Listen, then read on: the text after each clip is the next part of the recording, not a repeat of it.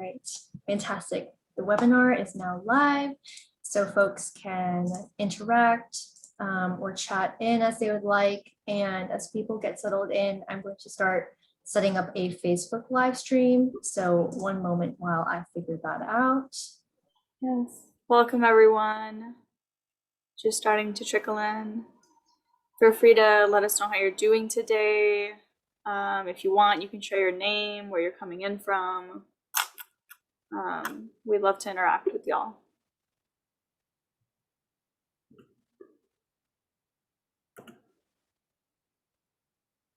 Hi, Era.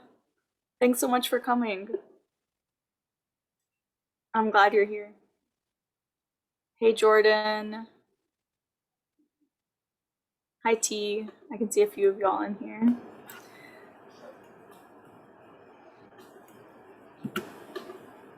Yeah, let us know how you're doing. Yeah, let us know how your day was.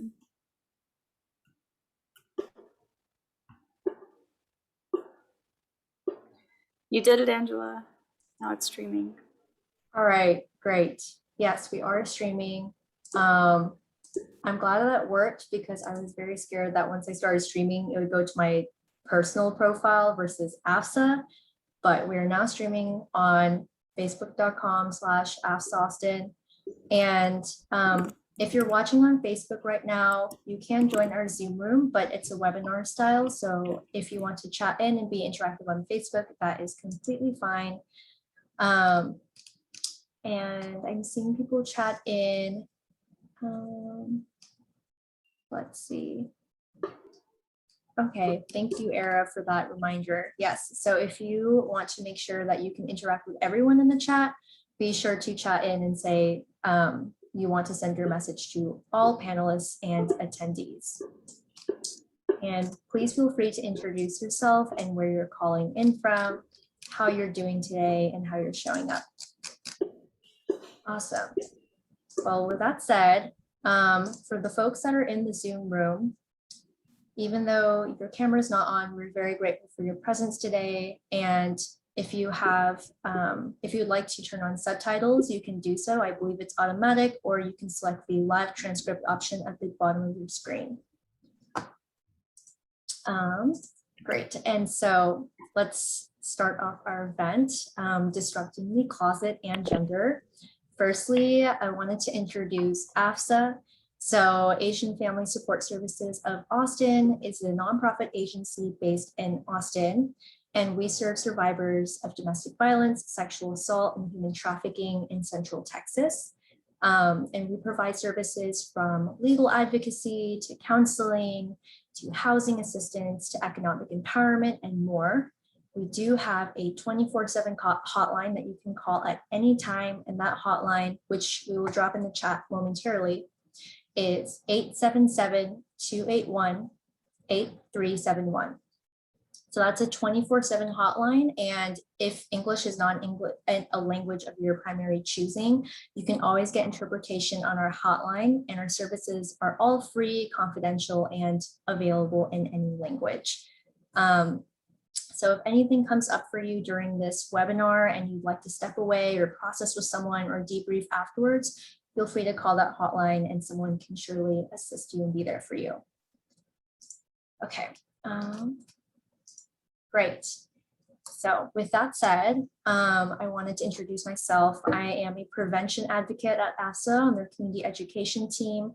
We do events like this, hold conversations, and this specifically is an event produced by the community education team and the LGBTQIA+ task force. So we're hoping to have a lot of conversations like this in the future as well. So please stay tuned. And for community rules, I would just ask that everyone in the chat stay respectful of each other and everyone's experiences, with no tolerance for homophobia, transphobia, any other kinds of isms or harms. And of course, your questions are so encouraged. I would love for you to share in the chat. And if there are a lot of questions, we might not get to them during the session, but I hope to go over some audience questions at the end. So feel free to send them in the chat so that we can go over it at the end. Great.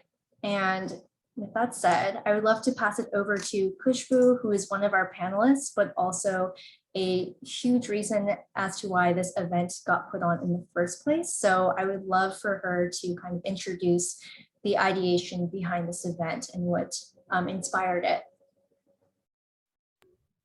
Thank you, Angela. Can you all hear me? Okay, good. Hey everyone, I'm Kushbu. I use she, her pronouns. I work with Angela at AFSA. I'm the outreach advocate, and we're also on the LGBT task force together.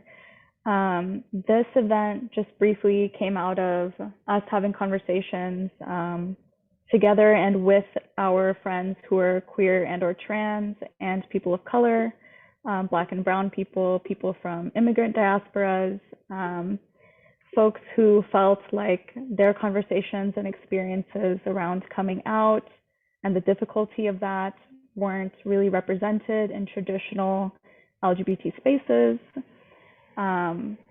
Dominant ideas end up overtaking, and that's what we're going to be talking about today, that it can be a lot more nuanced and complex for queer and trans, Black, Indigenous, and people of color.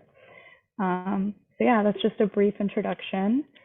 And for those of you tuning in, I know that we have people from different backgrounds with different knowledge bases. So I'm just going to be reading 3 really quick definitions that can all be expanded, but I'll just be doing brief ones. So I'll be defining sex, gender, and sexuality, which are just the basis for the conversation today. Briefly, sex is the physical traits of the body that you were born with. There are infinite sexes, as many sexes as people. Gender is similar in the way that there are infinite genders, but gender is not necessarily the sex that you were assigned when you were born.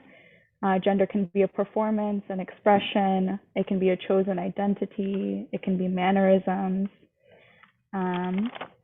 And the term transgender is when the sex that you were assigned at birth does not match up with what you feel your gender identity is. Like I said, very brief definitions. We're going to get into it more. And sexuality briefly is just who you are attracted to, sexually, romantically, some would say platonically. And yeah, those are some brief definitions.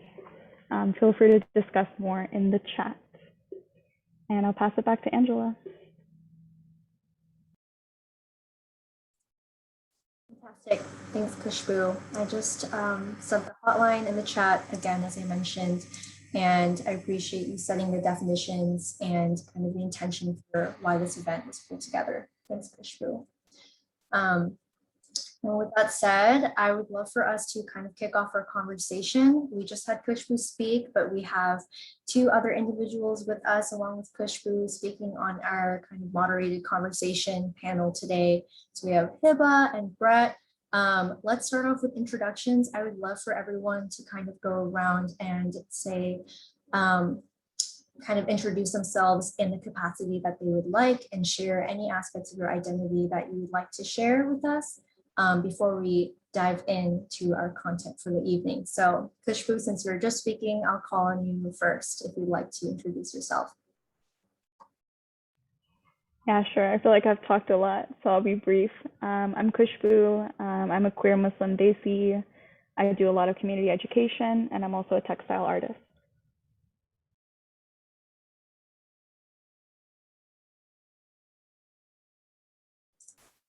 Thanks, Kushbu. How about you, Hiba? Hello, I'm Hiba. I'm a 23-year-old gender non-conforming Sudani American. I like to paint, I like to cook, and I'm excited to be here. Thanks for being here. And last but not least, Brett.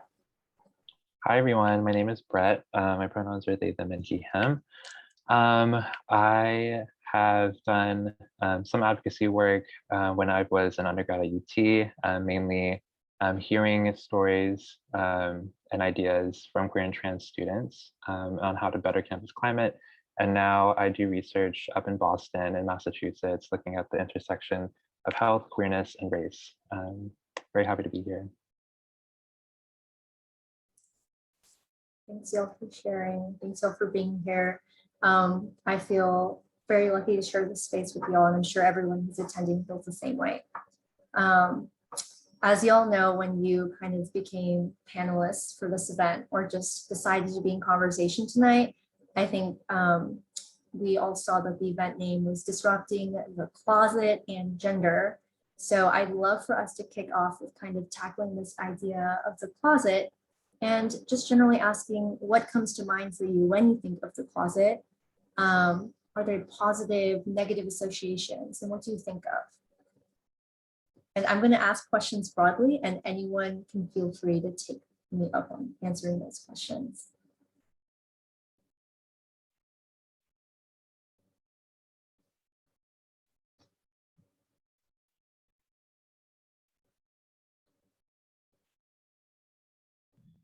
Okay, well, I can kick us off. I think something I think of when I think of the closet is I think when I was first coming to terms with my sexuality and who I was attracted to, which is just one part of being queer, I felt very much like the people around me pushed me into a closet. Like, because I wasn't ready to say it, because I was still processing it, I feel like someone, not me, I feel like someone else took me and placed me into a closet. And I was like, I didn't know that I was here. And that's what comes up for me at the beginning when I think of the closet. Yeah, I feel like I have similar thoughts too, in terms of like, I don't know, me being young and you know, free in terms of identity and all that stuff, and then a lot of like external factors kind of being the main reasons for like the formation of this closet concept or like this enclosure around me, and that causing, you know, things to be hidden and like all this different stuff. And I think the fact that my family was in the Philippines and the fact that they were raised Catholic also like compounded all these different external things on top of this like idea of the closet. And so for me, I think whenever I think about the closet, it's always been this thing that I had to like, I don't know, push against or push out of. And I think now, kind of rethinking of the closet, like as this like westernized concept, it's something that I have just been trying to get rid of completely, just in terms of the way that I think about myself and think about identity. And I think it's something in terms of like this like closet idea, I think it really is for me about identity disclosure. And so I think that is very fluid and depends on the context of like the different social situations that I'm involved in. And it's not like this everlasting thing. And it's also something like within my agency to, you know, disclose or not. And so from where I am now versus where I was before, I think before this closet was kind of like something that was restricting, and now it's something that I feel like I have broken out of and reject like completely, at least this Western idea as it's been framed. But I think that there are other framings of like what this closet looks like that are inviting and community building, and also still in rejection of like this Western cis heteronormativity that I think we can appreciate as well. But I think those are my initial thoughts on that. Cool. Yeah. I think I've been in a long conversation with myself in deconstructing the closet when I began discovering my queerness. You know, it never felt like something that I needed to actively hide or something that um, was, I guess, surrounded by fear. I don't know why. It was at a moment of excitement and like release. And so yeah, since then I've seen the fluidity, and it's almost as though a veil, I'm lifting veils as I discover myself and I express myself. In terms of this Western ideation of what the closet is, um, I don't know. I feel like I don't think myself into that box, and I'm lucky. I know a lot of other people don't have the privilege of experiencing it that way. But yeah, I'm here to challenge the boundaries a bit and see where it takes me.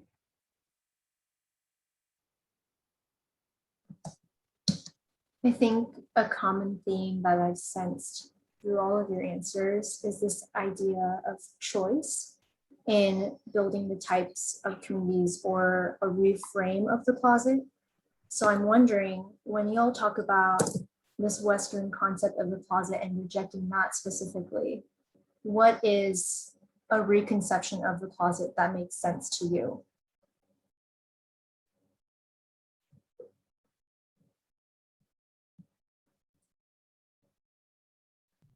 So we kind of touched on this in an earlier conversation, and I'm wondering if we can sort of bring that back, of Bring the it idea of the back. closet. Yeah. So I had mentioned something about the closet being perhaps a safe space, an oasis where one has the choice to invite in who they feel safe and comfortable with, in introducing themselves fully and expressing themselves fully. Um, and I think there's a lot of power in looking at things that way, and there's also the ability to create safety. Yeah, no, I definitely agree. I think kind of an extension of that is um, it can really be whatever you want it to be, whatever brings you comfort, safety, affirmation. I think this journey of queerness, of identity, of however you personally like invest yourself in queerness looks different for everyone. Um, but I think there are a lot of different journeys and conceptualizations, all that are rooted in like community and all of these different affirming values. I know in an earlier conversation, Heba, you kind of described it as like an oasis, and I really like that a lot actually. And so, yeah, I think that really speaks to just the expansiveness of what queerness, what transness is, of it really being everything outside of what, you know, um, the majority cis, white, gay, whatever, that tend to like speak over um, our voices, try to say it is, or make it out to be. Yeah, I love what you both have been saying. And I also really liked that in an earlier conversation, Heba had mentioned this idea of and maybe an oasis and getting rid of the closet entirely. I think that's a really beautiful way to think about it.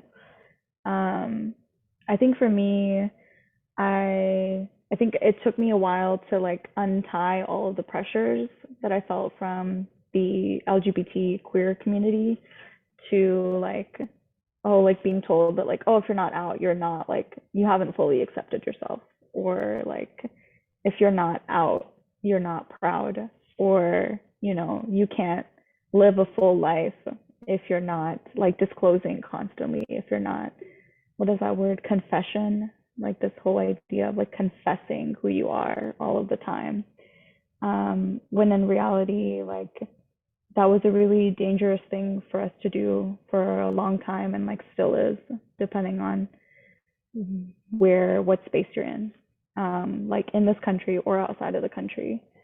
Like I definitely wouldn't go to Pakistan and be confessing that I'm gay, like at all, and I nor do I do that in Muslim spaces, and I don't think I need to. And I think that's what's nice about realizing that. Yeah, thinking of it as an oasis.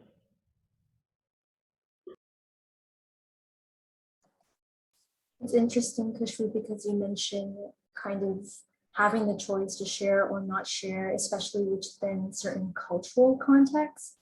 So I'm wondering, especially since y'all's identities are maybe different from the typically centered voices of white or Western individuals, how would you say that your identities, your cultural identities, inform the way that you approach queerness or your identity, or how you disclose your identity to community?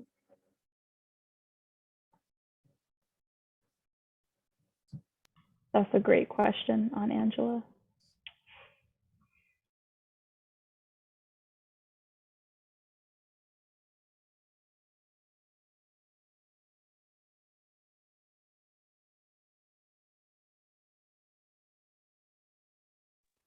I can speak on this a little bit. So my parents are immigrants, and we're also Muslim.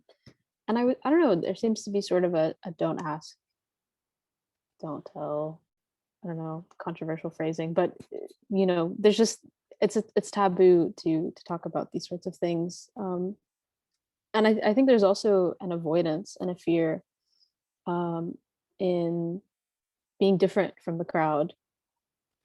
I feel personally that the way that I express my queerness is pretty obvious, and especially to people who are queer. But within a cultural or religious space, I don't know what people are perceiving, and honestly, I'm okay with that. When it comes to family dynamics, honestly, that's a conversation that I haven't had yet, and so I don't know what it looks like to be honest and authentic in that way. Um, but yeah, I would love to hear other experiences as well. Still figuring it out, and I think that's what it is. You're kind of always growing and expanding, and then maybe stepping back, and trying to shape yourself in the context that you exist in. Yeah.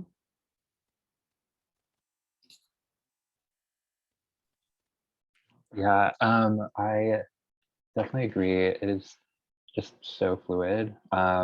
I also am not like out to my family, but I just feel comfortable speaking on things like this or just like being out. Otherwise, also I've not had this, yeah, difficult conversations with family, but I think that um specific, I don't know, context doesn't detract from like my identity as a whole, and like how I, express and think of myself like in and through queerness and transness. Um, and I think in preparing for this, there is actually like a quote that I wanted to pull. I have it ready now. It's from Towards the Queerest Insurrection by Mary Nardini Gong. And one of the lines is talking about queer is a territory of tension defined against the dominant narrative of a white heteromonogamous patriarchy, but also by an affinity with all who are marginalized, otherized, and oppressed. Queer is a total rejection of the regime of the normal. And in terms of thinking about how this might intersect with like cultural identities, racial identities for me specifically, I think it is definitely something that kind of permeates, I don't know, into just like the entire frame in which I live. Like it just is a compass, I feel like, that touches every part of my life, and is very much rooted in this anti-patriarchy, pushing against the norm of what is made out to be like cis white hetero, but also cis white gay within the community as well. And queerness as it intersects with race for me, seeing this as just praxis as well, and also as care for Black and Brown, queer and trans people specifically. And I think this has been a recent reframe for me, especially with so much of like queerness being I don't know, conceptualized as just very surface level, like rainbow capitalism, like stuff like that, stuff that isn't really rooted in what community looks like, especially for Black and brown, queer, and trans people. So it's been a recent reframe, but also something that's been really rejuvenating for me, realizing that there is community to be had here, and something that I think is been really beautiful to invest in, and not only within myself, but within like everyone else that is a part of our community as well. And I think that's I'm trying to remember what Angela said in the beginning, but I think that those are kind of like my initial thoughts on that question too. And Kashmir, like all your stuff, definitely agree. It's more than the flag, and it's more just than just sexuality. It's more than about just who you sleep with.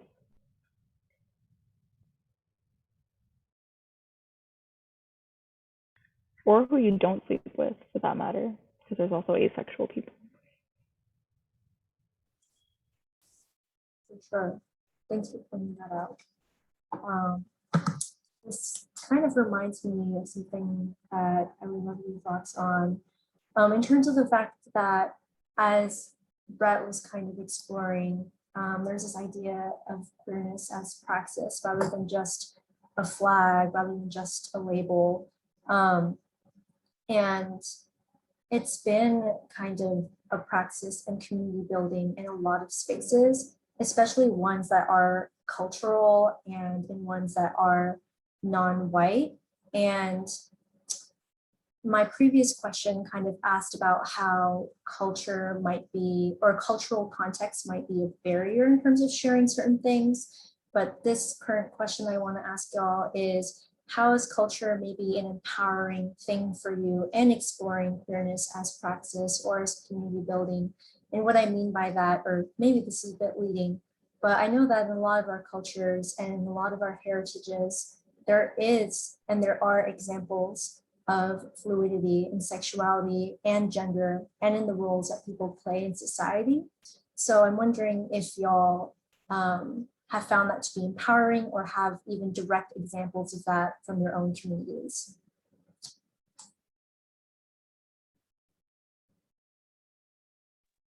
Yeah, I can start. When I was a senior in undergrad, I'm saying as if it wasn't just a couple months ago, I did a project that was basically looking at queerness as it intersects with race. And my parents being from the Philippines, I think I was really interested in seeing what like fluidity of gender looked like, or if that's even present in the Philippines and in the history of the Philippines. And what I found was really surprising, because I think for me and growing up, just like with my family and extended family here in the States, Catholicism seemed to be just like such like an overbearing value system that my family abided by. And it's a very popular like religion in the Philippines. And with that, at least in my upbringing, came a lot of like queerphobia, transphobia, stuff like that. And so I was really surprised to see that trans identity and gender expansiveness was something that has been a part of Filipino culture for centuries. And it's been something that's been present since the indigenous histories of the Philippines and from the tribes that were in the Philippines. The term that they use in the Philippines is bakla, just to use as an umbrella term for all genders that are not within the binary of like man/woman. And these people centuries ago had very huge roles in the family and also in the community in terms of being someone that people came to looking for like emotional support, and also I guess labor as well, in terms of just like helping out around the house, stuff like this. So there's very much space that was made for bakla, for people that weren't a man or a woman. And I think it's been interesting to see that just like very early history kind of shift in terms of what recent, I guess, public opinion looks and sounds like in the Philippines as it comes to like queer and trans identity. But also, I think originally for me, what has been recent has kind of been a deterrence for me, kind of, I don't know, thinking more about my Filipino identity, or even like myself wanting to invest in Filipino culture. But now kind of knowing just more history of the Philippines, and knowing that before colonialism, before what these, I don't know, normative ideas um, were, was gender expansiveness, was transness, was queerness. And I think that is something that's been really empowering, especially thinking about queerness at the intersection of race as well, and as praxis, as practice, and as care. I think has been just like a great revelation, and something that I think, and I think we'll hear in terms of like other examples across the world, something that is kind of like the majority in a sense, in terms of like there being so much history and everything that's non-Western in terms of queerness and transness, yet Westernness prevails in terms of cis heteronormativity. And so that's, yeah, kind of running around with my words, but I think that has been a really interesting and empowering thing, at least for me, in terms of what cultural identity, racial identity has been in the exploration of queerness and transness as well.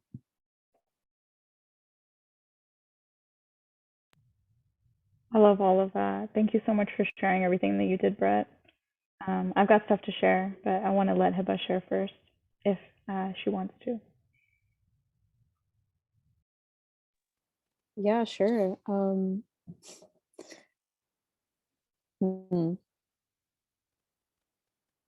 I want to say that I'm grateful for my cultural heritage. I think that I'm lucky to be posed with the challenge of translating my queerness into a practice and into an act of care, specifically for my friends, my loved ones, my community, for myself, for the earth.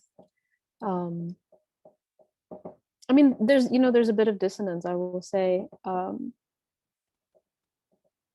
As much as I, feel like I have a safe space to understand the parts of myself that maybe don't fit into the norm, there's also kind of a language of secrecy, and I know that me being truthful might disrupt a lot of the communities that myself and my family need to survive in this world.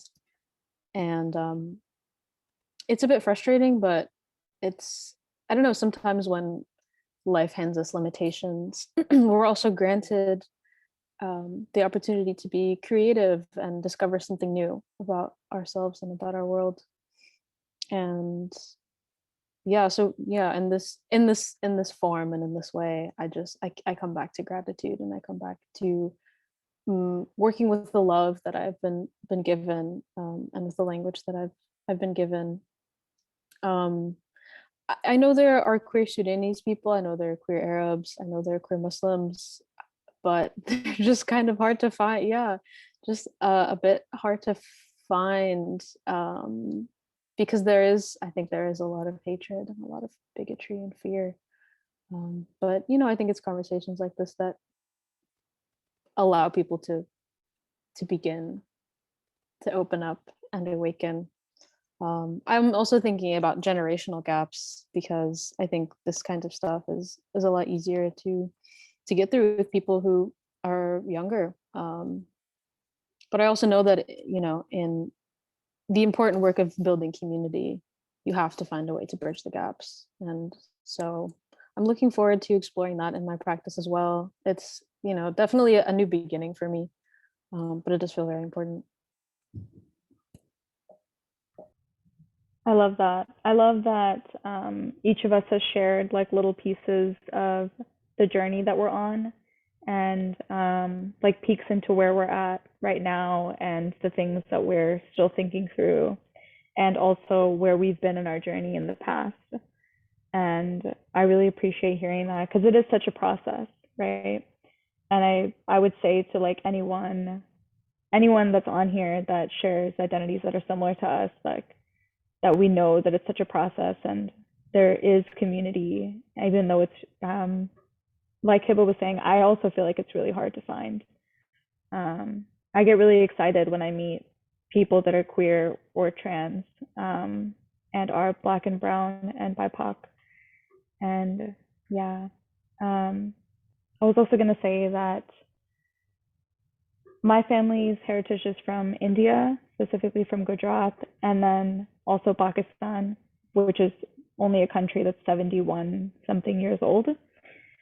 And so when I think about gender on the subcontinent, I think about how it was British colonization that really created homophobia and transphobia in the subcontinent. And in India, there is a third gender. It's called the Hijra community, and in pre-colonial times, they used to be very revered. They had a really like a status of like honor in different communities. I think it varied across the subcontinent, but they had specific roles in the family, in child rearing, in the community, in spiritual practices, in Hinduism, in Jainism. And so that's not really how the Hijra community operates today.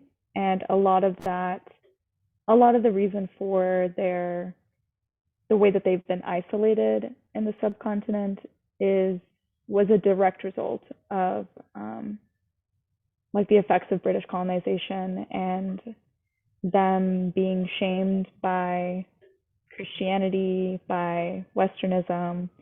And so all of that continues today. And so when I think about my family, I think about the fact that their like fears of anything outside of like man, woman, and anything outside of being attracted to the opposite sex, like I try not to blame them too hard for it, even though a lot of people have told me that I should blame them really harshly. I just try to remember that they're operating within what they were taught, and that's not their fault. I can put on them that I want them to learn, and if they refuse, then I can blame them for that. But I know it's difficult, and yeah. And then later I have some examples from Hindu mythologies of different genders that I can share that I literally just like found the names of. I knew where they were, but I found the names right before the panel. So these are also new to me. I would love for you to share some of what you've learned, Kushbu. I think that kind of goes along this thread that we've been on, and how I think that when people think about overlaps and intersections of maybe historically marginalized identities, they think of that as kind of maybe a barrier versus something that is such a strength and potentially empowering in a different reframe. Especially since, as Brett noted, as y'all have all noted, there are real examples of fluidity in all of our histories that have been marred by colonization and kind of Western constructs. So Kushbu, if you'd like to, I would love to hear some of the examples that you have in mind. And if anyone else has cultural examples outside of their own communities that they'd like to share, then for sure, I would love to hear your voices on that as well. Yeah, I can definitely share some of them quickly. Also, just noting that like all of these are so difficult to find, and someone else did the work of finding these. We actually held a different event, I think in March. It was called Breaking the Binary, based on like performance art that Austin Dance India did. And so I can link that below because it's a beautiful performance. But this comes from them. So just a few examples are a being, a spirit, a god named Arandhana Rishwara. And I don't know what the pronouns are for for this being, but they're a gender fluid being, usually depicted as half man, half woman, form of Shiva. And they represent gender fluidity within one body. Then there is also the attraction between Soma and Agni, which are traditionally male deities. Soma is the moon god, Agni is the fire god, who is married to Svaha, who's a woman or a female energy. But he also had an intimate relationship with the moon, which is a male god. Then there are the examples of Meenakshi, who is a warrior queen that was born with 3 breasts. And that's an example of how there are different sexes than just like female, male, intersex. Everyone has a different body, right? And then some examples of women who break traditional gender stereotypes are Mahakali and Mariamman. And I would encourage everyone to look these up if you're interested, and also do some research into genders in your countries, even though they're really hard to find.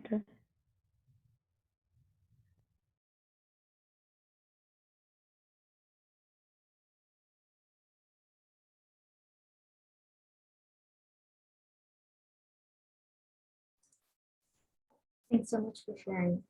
And everyone else, again, if y'all have examples you'd like to share, feel free to share with all of us.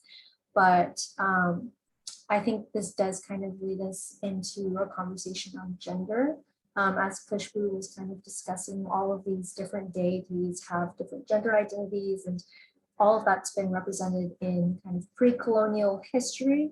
And with that kind of context in mind, I wonder what y'all think of when you hear the word gender and all the things that come along with it, whether it be negative or positive or reflective of any roles you may have either fallen into or resisted.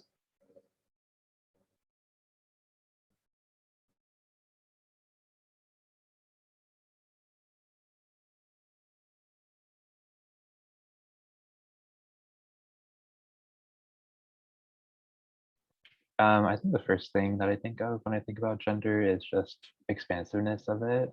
I think me being someone who is gender non-binary, that has been something that's been on my mind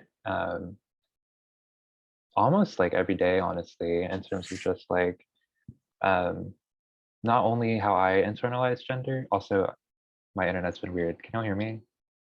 Okay, because it was just, yeah, said internet unstable.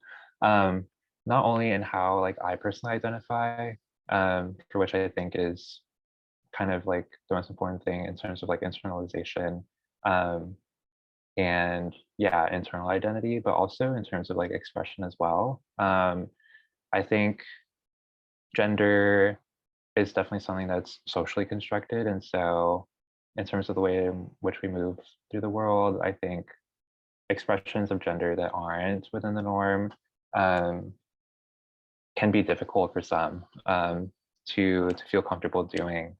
And I definitely have also kind of like felt this discomfort in terms, or not discomfort, I guess fear almost, in terms of just like expression not being taken well by friends. I think whenever I changed my pronouns for a preference towards they, them, that was kind of like the first thing that I thought about too.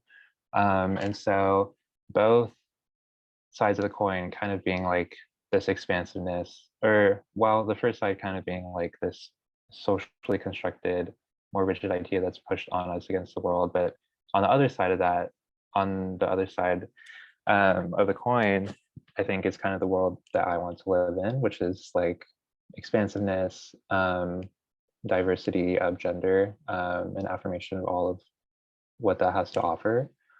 And I think that is kind of, yeah, that's kind of where I want to live in. And whenever I specifically think and talk and express gender for myself. Yes, to expansiveness. I love that.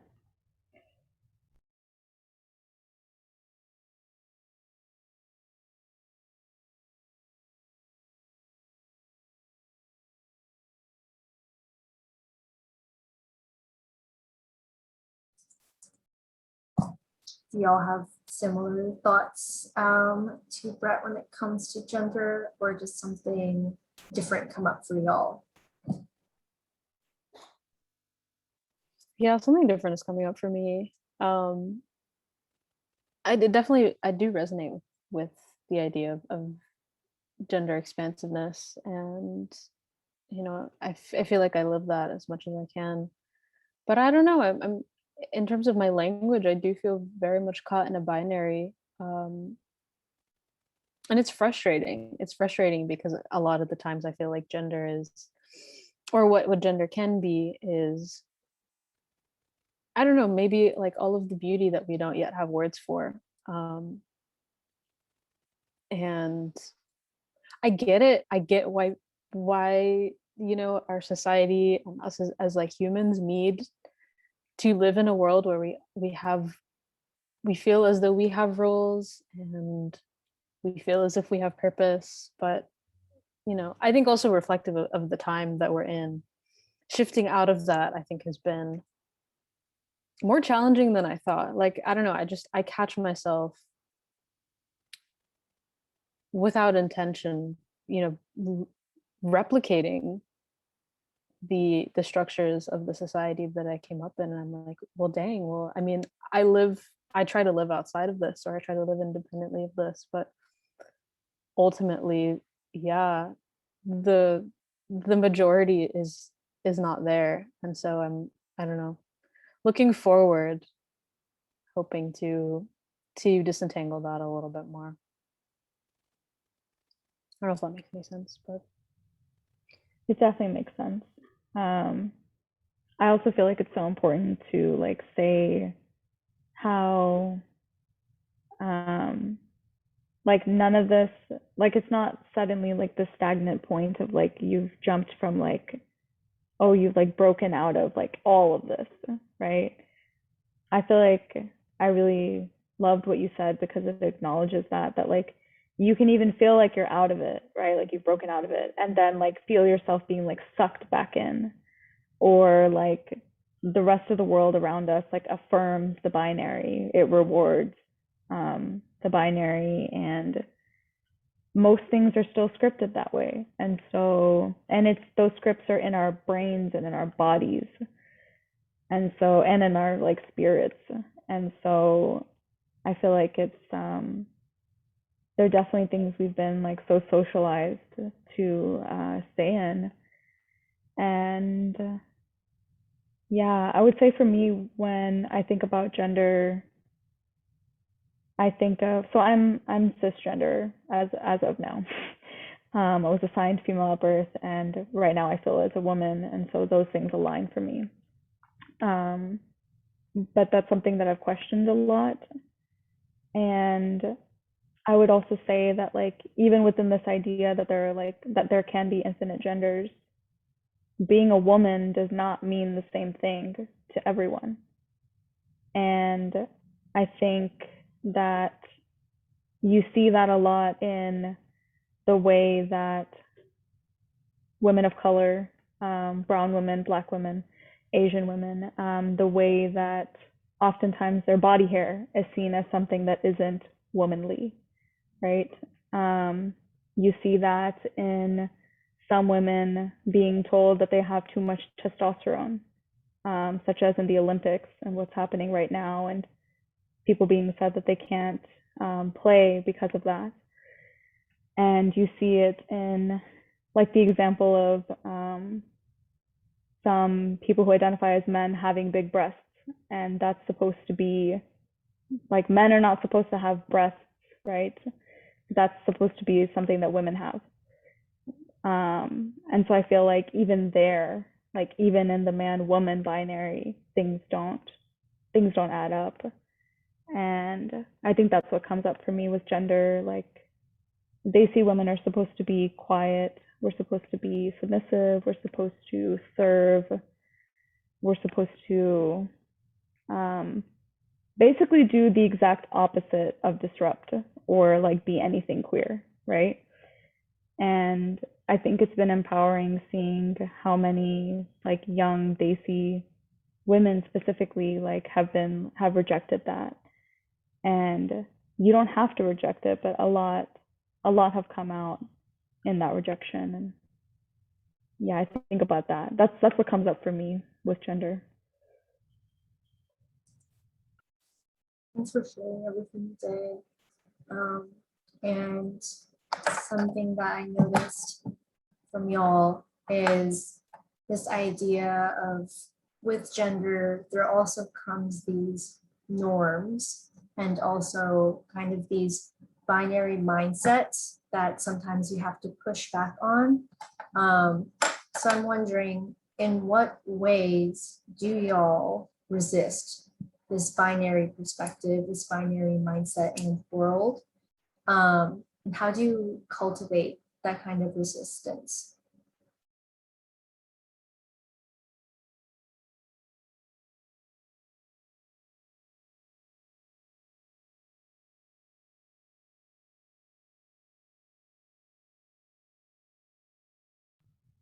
I'm also going to say that I really love our pauses. I love that we're like taking time to think. And yeah, like I would also say, like, for the panelists, like, feel free to respond to one another too. I think we should definitely, yeah.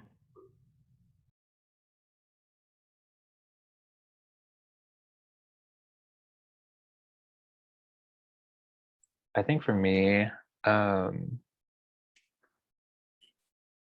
starting with like the intangibility or more intangible side of things, I think there's a lot of internal work that does go into what it means to disrupt the gender binary and social scripts that make gender so binaric. And so for me, I think that is like a lot of reflection, a lot of reading, a lot of like journaling in terms of like my own journey with gender as well. And I think more externally, and something that I've been intentionally like trying to push for and trying to work through is breaking through this like binary thinking in academia as a whole. I think I mentioned at the beginning that I do some research in the queer and trans health space. And I feel like I've been really intentional in wanting to uplift like trans voices in terms of who I'm citing and who I am bringing into conversation, and who I am also like partnering with. And I think along this journey, there have been just like cisgender people in like roles like higher than me that have kind of like deterred the projects that I've been working on, in terms of like my focus on transness as it intersects with health. And I think that kind of speaks to just the institution as a whole, and that being a place of like anti-transness as being something that is rooted in anti-transness queerness, all of it. And I think a disclaimer to this is that obviously, like being within this institution does not necessarily like equate to liberation by any means, but I also think that expanding what conversations look like and making space for both queer and trans scholars, people who are interacting and speaking on their experiences within research and so on, I think helps to broaden and helps us to better understand our experiences for ourselves and just like what community really looks like for ourselves. I think examples of this, for me at least, have really been in this more like qualitative sphere, which is basically just like, instead of numbers, it's just like words, stories that people tell, and that's kind of what you base like your research on. So more like ethnographic in nature, stuff like that.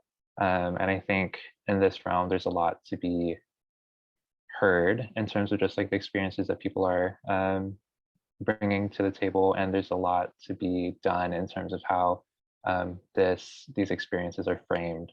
And so I think in terms of what it currently looks like, it is definitely very binary. It's definitely not something that appreciates or explores the intersections of like queerness, gender expansiveness, um, and even like race on top of that as well. And that's something that I want to hopefully like keep pushing on the grain for through the years to come.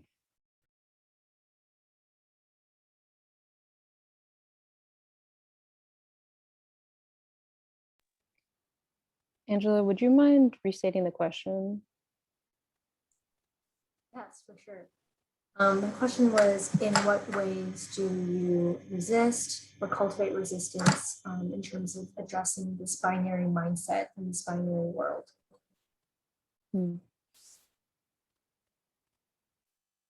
Yeah, I don't know. I think it's in my journey, it's been about my interactions with the people that are in my life, and the conversation that I have with the world around me. I mean, coming up, like I was very socialized to be a female woman, and I don't know, I felt restricted by that.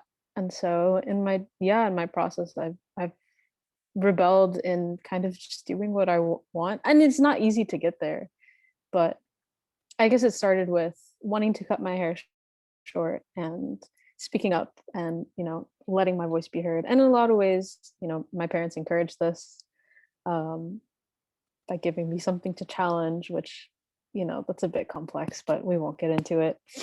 But I love that. Yeah, it's nice to be pushed out of that box, and to just see the possibilities of being. So yeah, it started with like cutting my hair short, and I did karate for a really long time, which put me in kind of a masculine space. And over time I just started to accept like my natural bodily functions, which is so insane, that's something that is socialized out of us. Like, I don't know, I was like afraid to smell. I was afraid to like just be human. And I think a lot of that relates to like gender expectations. And so I don't know, I think I'm freer now. I think I continue to rebel in that way. And when I say conversation, I don't necessarily mean speaking. It's an act. I just try to be brave and create space for myself to be exactly as I am, and as I'm meant to be.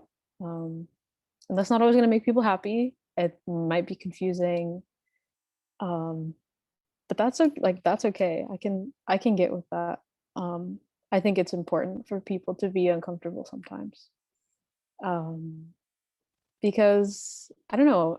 I believe that maybe that's the place that change happens from. So yeah, it's an ongoing practice. I'm always looking for ways to disrupt. I think my tactics are a bit more calm now. Like I'm not brandish. I don't know. I'm not out here like being bold and crazy like I was in my youth, right? But yeah, I don't know. And it's also something that I want to feel fun. I want it to feel like an expansion and an exploration. I want it to feel like a project of the imagination, and it has been that for me. Just kind of, I'm just playing, and yeah, in a lot of ways, that's what my queerness amounts to. No.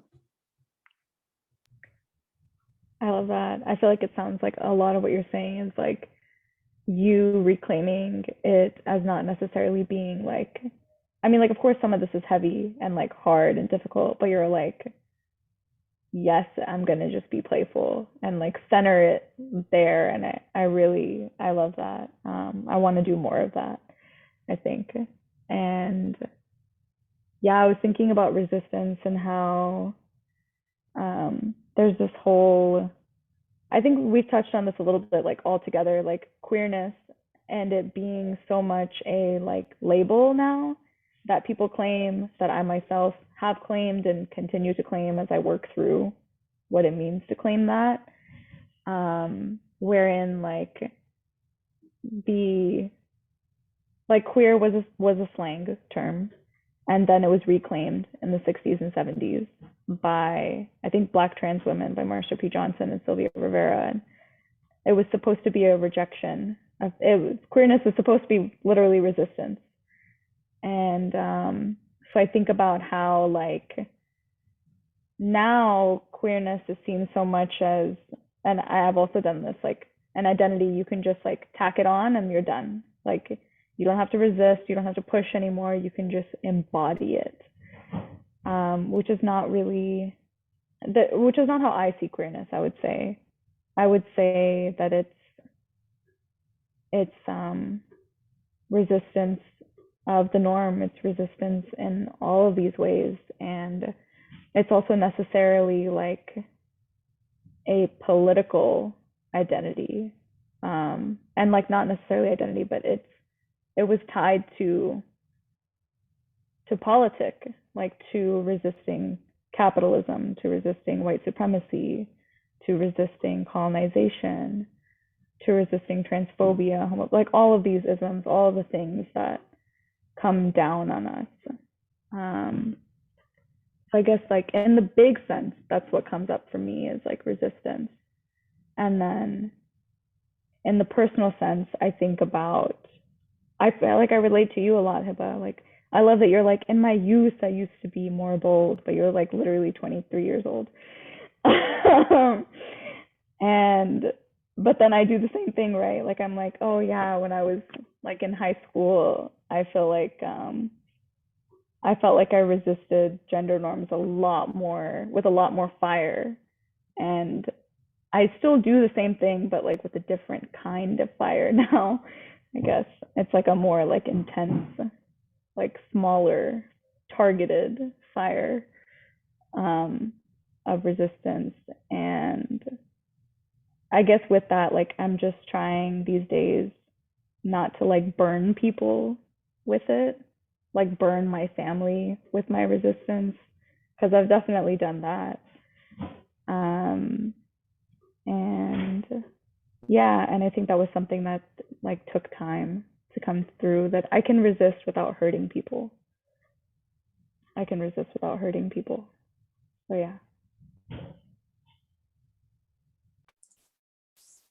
Thanks y'all for sharing. And I think that y'all shared some great tools as well as in how to reframe, to approach resistance, and also to reframe resistance in certain contexts. I wanted to note at this time that's a little past 7, and we're hoping to wrap up around 7:30. But because of that, I just wanted to make a note to attendees in the audience that if you have any questions, feel free to chat them in right now, and I'll make a note so that we can ask that and get the panelists to kind of talk about that before we wrap up tonight. But while we're waiting for any questions to come in, if there are any, I wanted to kind of, after everything we've discussed tonight, recenter on this idea of the closet, which is kind of what led to the conception of this event, as Kushbu kind of explored at the beginning. So something that I wanted to ask is, do y'all feel comfortable expressing your identity and being out? And do you believe it's even necessary to come out? And I know we've kind of talked about this kind of sideways, but if y'all have thoughts on this, I would love to hear what spaces you feel comfortable expressing your full self or not your full self. Yeah, I think this touches on just a theme that we've been on and off throughout the panel, which is just the idea of fluidity in terms of all of the different roles, contexts, situations that we are in and a part of. And I think for me, at least, queerness is not dependent on outness or being out. And I think a recent, maybe more Gen Z example of this that I've been thinking about is just, and now I'm forgetting his name, but basically the guy that Olivia Rodrigo was like with, supposedly, and was like the inspiration for her most recent album, whatever. I think there was a lot of like conversation on Twitter and like all these different spaces about how when he came out, or before he came out, that he was doing like queer baiting. Yes, Joshua Bassett. Thank you. Oh my gosh, for bringing that to memory. That they were just like, he was queer baiting all this stuff. And I think these, I don't know, like conversations are really based on the idea that like queerness is, yeah, based on whether you're out or not, like to everyone. And I think that's a very, again, like along the same things of gender, is a very binary way of thinking about like what queerness looks like. And I think that has kind of been what's mainstream, is that there's like, you're either out and queer or you're not out and not queer. And I think in terms of what it looks like in our communities, I think it's obviously a lot more complex, and there's more space to be given to people who don't necessarily like feel comfortable coming out or even want to come out at all, regardless of like comfort levels. And I think that is something that people should like hold on to more, and I challenge people to think about more in terms of just like disclosure not necessarily being the basis for identity or for queerness as well. And I've seen it, yeah, around Joshua Bassett and also around Billie Eilish, and like all these different people in like the celebrity space. And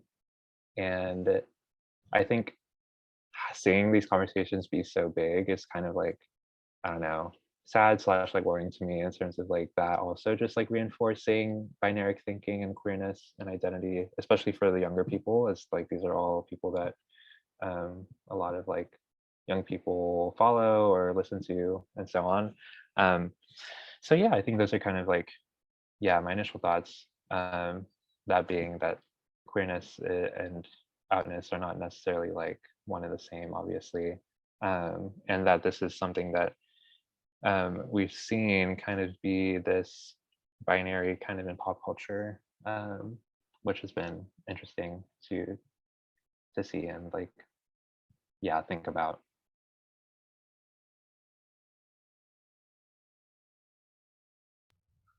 Yeah, this whole conversation on pop culture and like queerness brings me so much to like how much queer communities or like LGBT communities like really like look to pop culture, and like there's so many discussions on Twitter that come out about this stuff. And I feel like Twitter for me is like really that space where like people are constantly pushing the bounds, and I love that about Twitter, even though it can get kind of crazy sometimes on queer Twitter.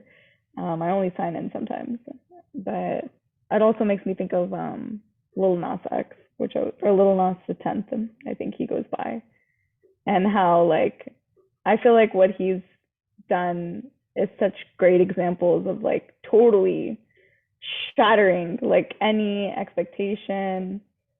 I thought he says that it's Lil Nas the 10th, but maybe I'm wrong. Anyways,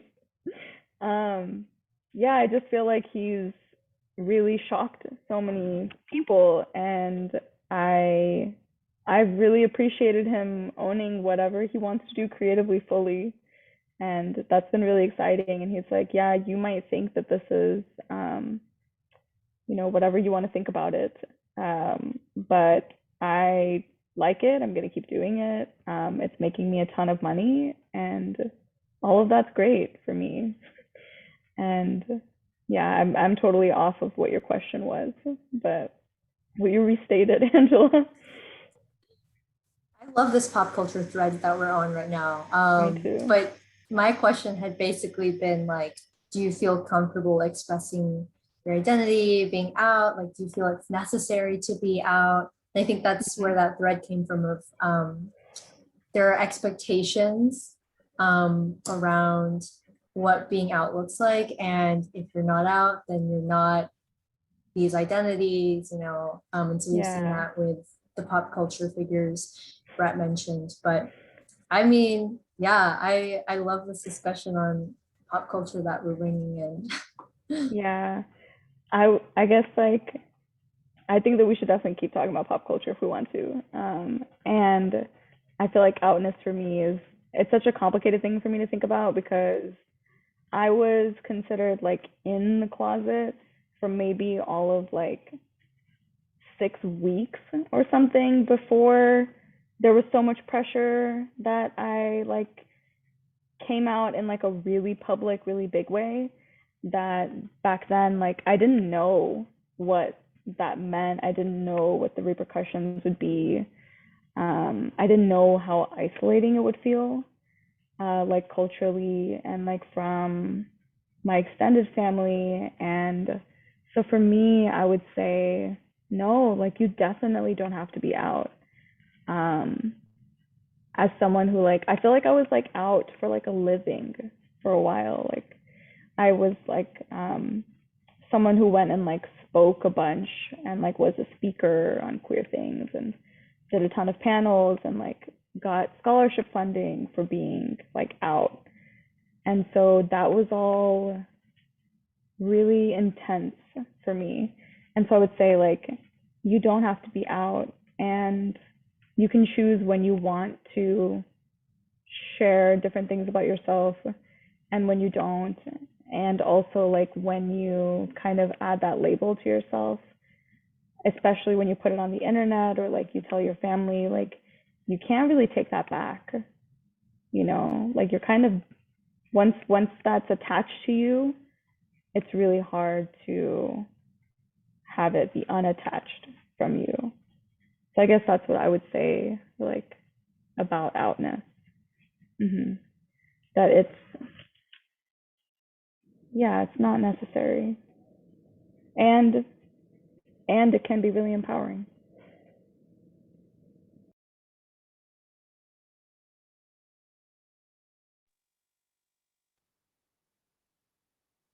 I remember finding myself in kind of a hyper queer space in my first couple of years of college, and at the time, and honestly now, I still felt like baby. Um, but I remember feeling so much pressure and desire to affirm my queerness um, through intimacy, through performance, and it didn't really get me any closer to myself um, in that moment, right? Because it's not about who you're with or like what other people think of you. It's about how you feel within yourself. And now I'm discovering that, you know, it's not about the intimacy. It's not about like who I'm attracted to. And you know, in some ways it is, but like I said earlier, I'm committing to the idea of queerness as play and excitement and an expression of like joy. Um, yeah, I'm still trying to disentangle a lot of those experiences. But no one told me no one told me otherwise. I just, you know, and I think my friends also were kind of functioning within that framework, which essentially takes us back to this idea of the closet and what it means to be a queer person, and who's writing that story for marginalized people, or where marginalized people feel as though they have to conform. Um, so it's been cool to write my own story and yeah, do something different. I don't know. I am interested in the pop culture stuff. It's really funny and cool to relate things back to the world. I have none of that at the moment. I've been kind of unplugged from media, but Man, it's so nice to be like unplugged, but it's also so nice to be plugged in. yeah, for sure. Yeah. For sure. So am I comfortable expressing my queerness? Do I feel like I need to? Yes and no. Depends on where I'm at. I like that. I think I feel similarly. Thanks for sharing. And I agree with Kushbu. I think, although I would say that being not plugged in is honestly probably better, but all the strength to you. I'm always oscillating. Yeah. Like, you know. It never ends. Stay on or hard to stay off. But thanks y'all for sharing. I do see we have one audience question. So I'll read it out loud. And if you're called to answer, feel free to answer. That could be one or all of you. And then we'll look to wrap up. But someone asked, how can we best support loved ones in our lives who are still exploring and understanding their sexual identity, who also have parents who they know won't accept them as of right now?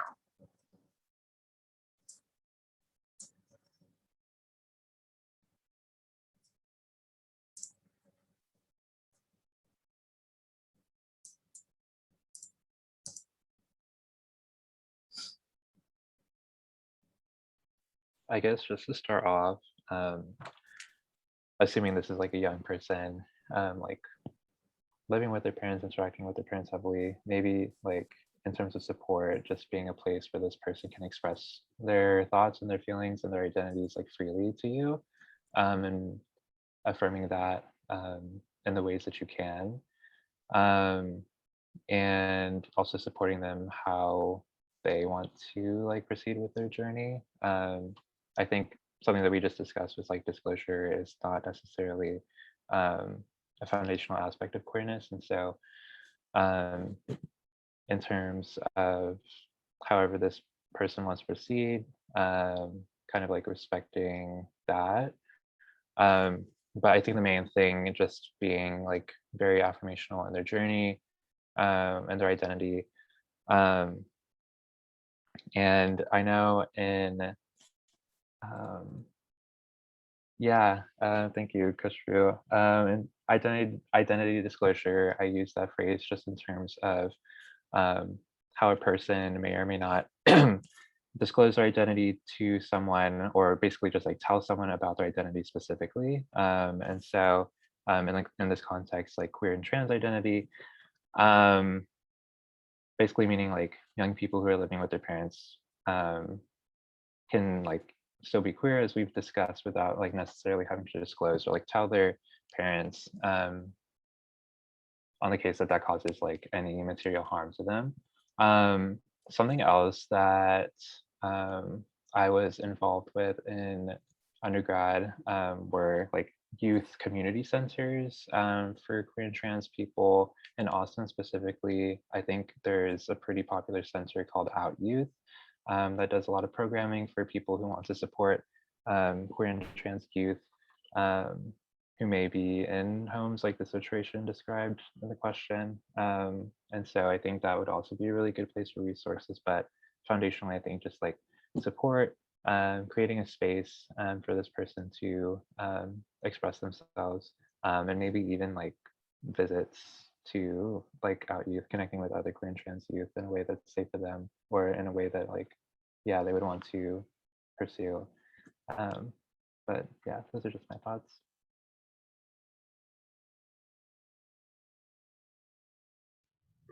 Thanks for sharing that, Brett. That was great. You have anything, Hiba? Be a good friend. That's the first thing that came up.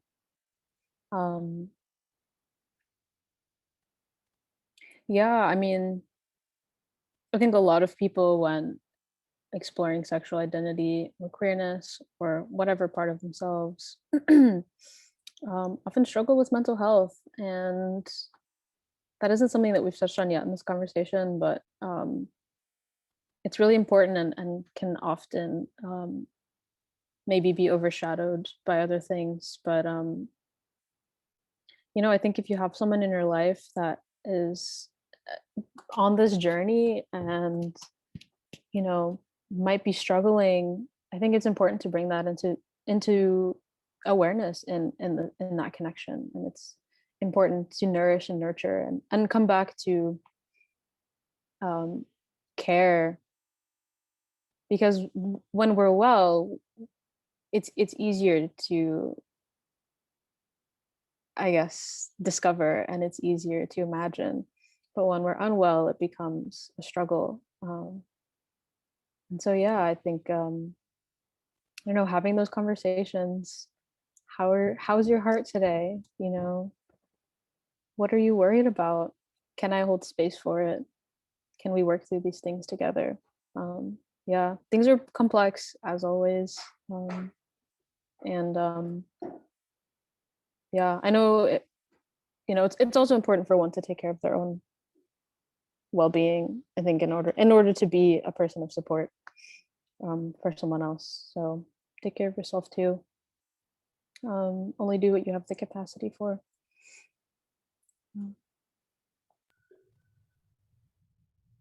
Yeah, I think all of those are great. Yeah, really good advice.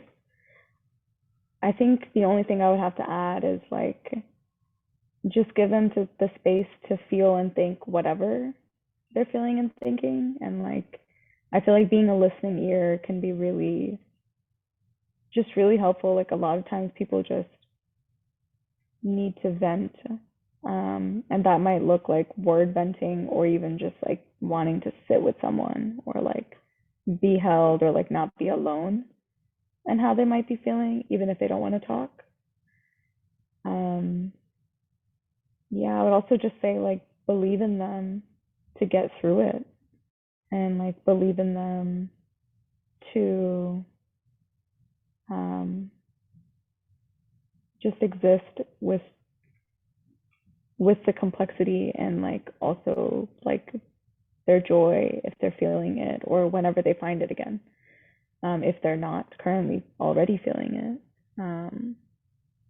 I would also say like I don't know if the person who asked like if you're also a young person or if you're like a family friend who like I would say that if you have any kind of like relationship or authority with the parents, I would say it's always helpful to like let's say you're like the aunt of this kid, if the parents are saying things that are homophobic or outwardly transphobic, you can also just like say that. You can say that you don't agree with that or be like, oh, I actually think it's fine to be gay. Like, I think that's wonderful. Or like share affirmations. And it's going to be safer for you to do that than for the child, for the kid.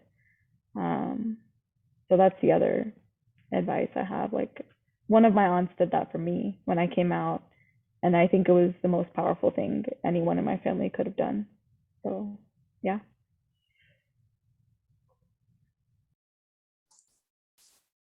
Thanks so much for sharing, y'all.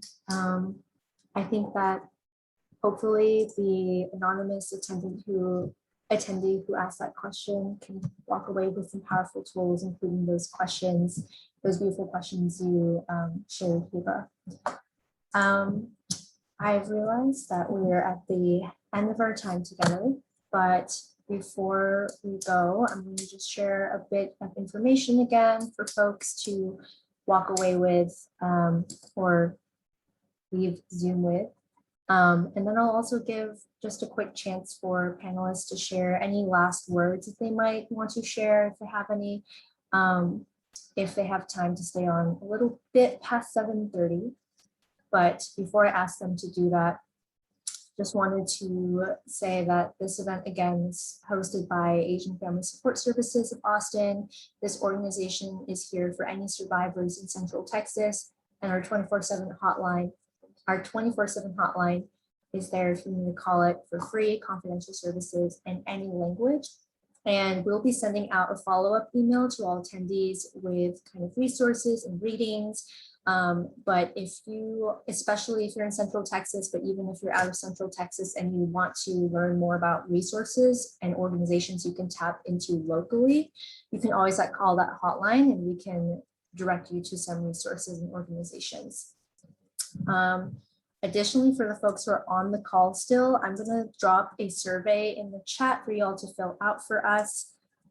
We greatly appreciate everyone who filled out. Of course, anonymous, and just for feedback purposes. And before we close out the evening, yes, Kushbu sent some organizations in the chat if you're in Austin. So these include Algo, Black Trans Leadership of Austin, Texas, and Kush ATX. So we've reached the end of our evening. I'm so grateful for the community we built here together and that I learned from y'all. I'll give some space in case anyone has some parting words or thoughts. I also have been checking the Facebook Live, and we actually do have one more question on there. So if you did want to add a thought in there in your closing words on this question, feel free to do so, but also no pressure. Just a community member has asked, are there any specific signs, actions, behaviors that institutions or systems can demonstrate that show a fluid and welcoming space for all identities on the continuum? So kind of a big question, but just keep your answers brief, and if you have any parting wisdoms, please feel free to share.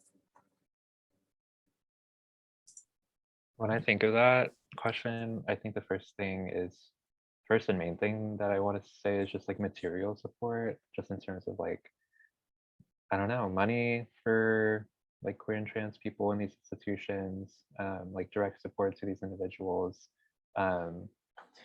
stuff like that. From institutions in general, I think that's like kind of the biggest act of like allyship or active service and that can be done for like our community. And in terms of parting words, I just want to say that this was a very generative conversation.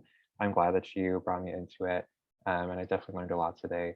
And I'm very thankful to be here with you all and be in community with you all.